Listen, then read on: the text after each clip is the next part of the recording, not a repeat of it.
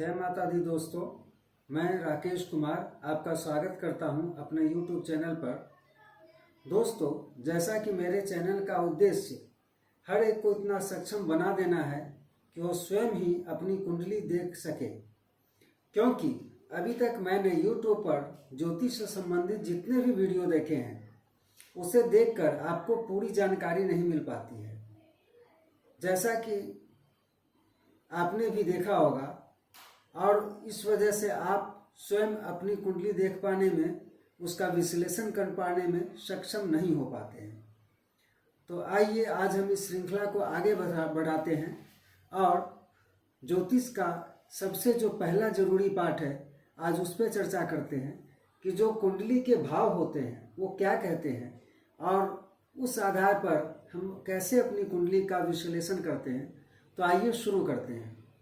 ये कुंडली का पहला भाव, हमारे कुंडली में 12 भाव होते हैं और ये उल्टी दिशा में इनकी गिनती होती है और ये यहाँ 1 से शुरू होकर ऐसे करते हुए 12 तक जाते हैं।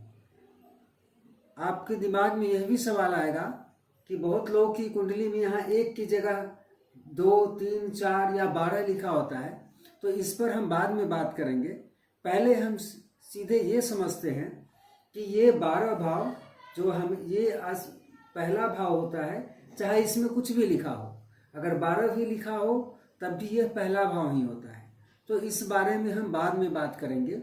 अभी सिर्फ आप इतना जानिए कि ये पहला भाव है, ये दूसरा, तीसरा और इस तरीके से हम 12वें भाव तक पहुंचते हैं। तो इन 12 भावों का क्या मतलब होता है ताकि हम अपनी कुंडली को देखने में सक्षम हो सके। तो ये पहला भाव दोस्तों, पहला भाव हमारा खुद का भाव होता है।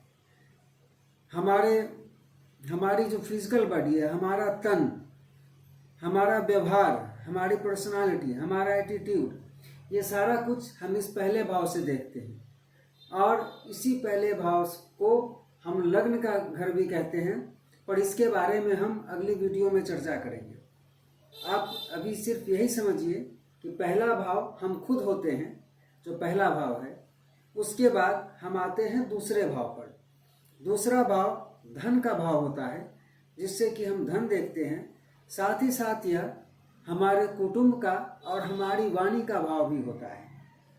फिर हम तीसरे भाव पर आते हैं। ये तीसरा भाव जो कि हमारे छोटे भाई बहनों का, हमारे पराक्रम का, हमारी मेहनत का और हमारी छोटी छोटी यात्राओं का भाव होता है, जिसके आधार पर हम अपने कुंडली का विश्लेषण करते हैं।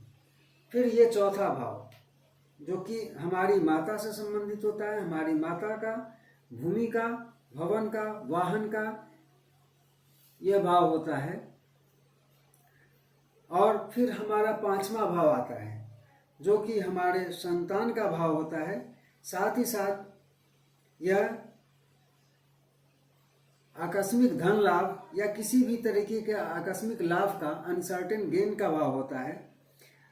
खासकर जुआ, लॉटरी, सट्टा आदि में किस तरीके का गेन हमें मिलेगा, ये इस भाव से देखा जाता है। साथ ही साथ यह हमारे स्टमक को भी दिखाता है, स्टमक का भी भाव होता है और पेट संबंधी रोगों के बारे में भी हम इस भाव से जानते हैं। साथ साथ ये हमारे लव अफेयर्स का भी भाव होता है।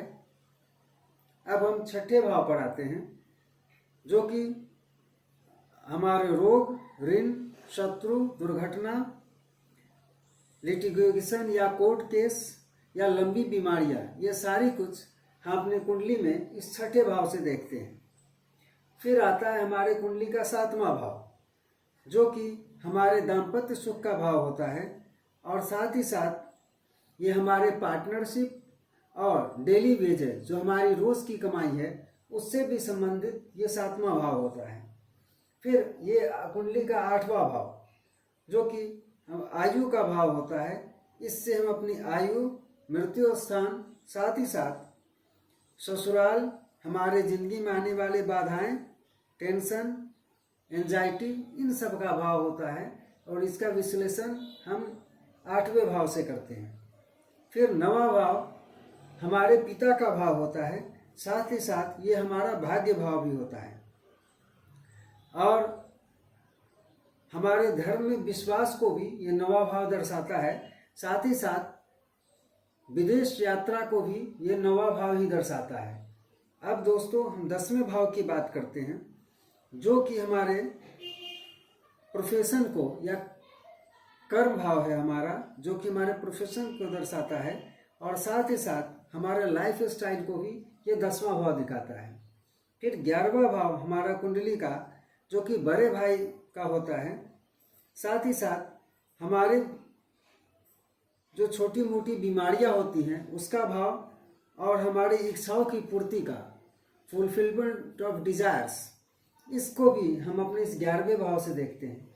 फिर 12वें भाव की अगर हम बात करें तो ये विदेश में सेटलमेंट को दिखाता है कि क्या हम विदेश में सेटलमेंट हो पाएंगे या नहीं हो पाएंगे। साथ साथ हमारा व्यय हमारे जीवन में किन चीज़ों में होगा, जेल यात्रा, अस्पताल के खर्चे, इसकी क्या स्थिति होगी, ये 12वां भाव हमें हमारे कुंडली में बताता है। तो इस तरीके से दोस्तों यह ज्योतिष का सबसे पहला ज्ञान है कि हमें भाव के बारे में पता होना चाहिए। उसके बाद अगले वीडियो में फिर मैं अगले चरण के बारे में बात करूंगा, जिससे कि आप पूरी तरीके से ज्योतिष को सीख पाएँ और खुद ही अपने कुंडली का विश्लेषण कर पाएँ। तब तक के लिए धन्यवाद।